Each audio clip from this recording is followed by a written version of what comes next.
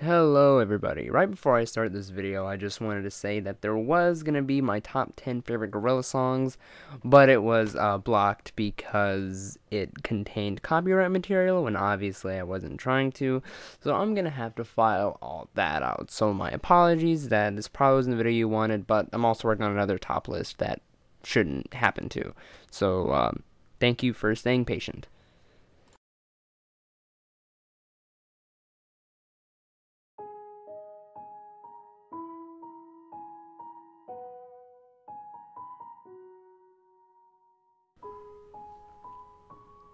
I was home alone for the week.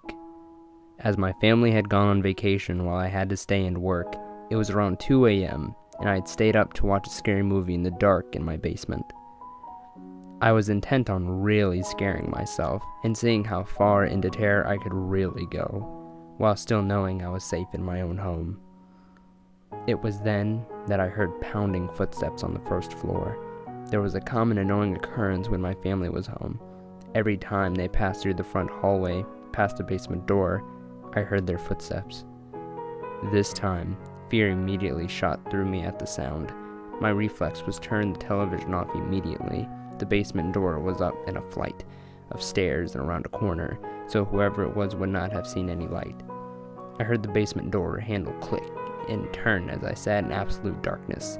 I moved slowly so to be absolutely silent, and crawled behind our large television as I passed it inch by inch. I noted with panic that its black screen still dimly glowed. I heard footsteps coming down the carpet, but creaking stairs. I froze in my hiding place, listening for many long minutes. I heard nothing. Had the intruder seen the television's afterglow, or had it faded in time? Was he standing in the pitch dark listening for me? I seemed to lie there in total silence for an interminably long time. My panic began to fade, and I began to think more clearly. Had I really heard an intruder? Could someone possibly be standing there in silence for so long without making any noise? The basement was so exceedingly quiet that the silence itself began to hurt my ears. Could the unknown person really avoid any noise from shuffling or breathing or anything else? If there was an intruder, he was still in the basement, because the creaky stairs were incredibly loud. The door handle clicked, and he wouldn't know how to mask his footsteps on the first floor, so that they couldn't be heard down here. I began counting in my head, trying to pass the time, as drool fell from my mouth onto the carpet. I didn't dare risk the sound of swallowing. I reached 60 seconds once, twice, 30 times, 60 times. By now my fear had faded, and I was more confused than anything. I had estimated I had been crouched for absolute black for almost 2 hours and had still heard nothing. There was an intruder. None of this made sense. Finally, I decided I'd have to make a move. If I did nothing, eventually the sun would come up and shine in through the small basement windows. And, worse, I began to smell something horrible and cloying.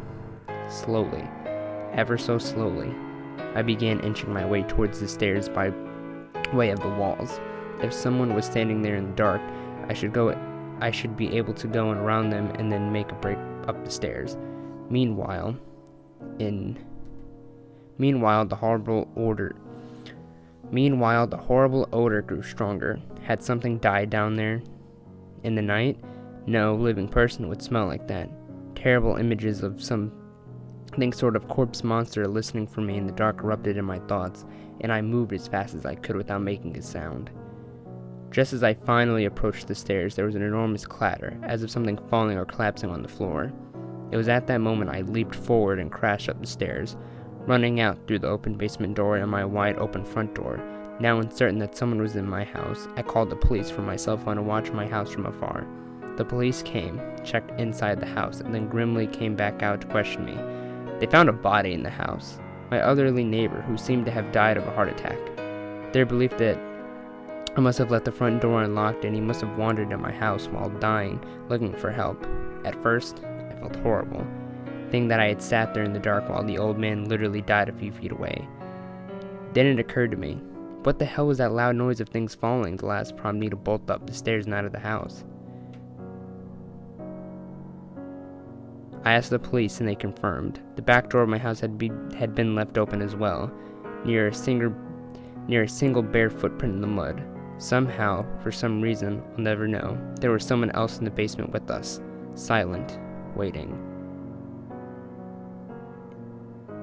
Silent, waiting, and listening in the dark over the fresh corpse of an old man.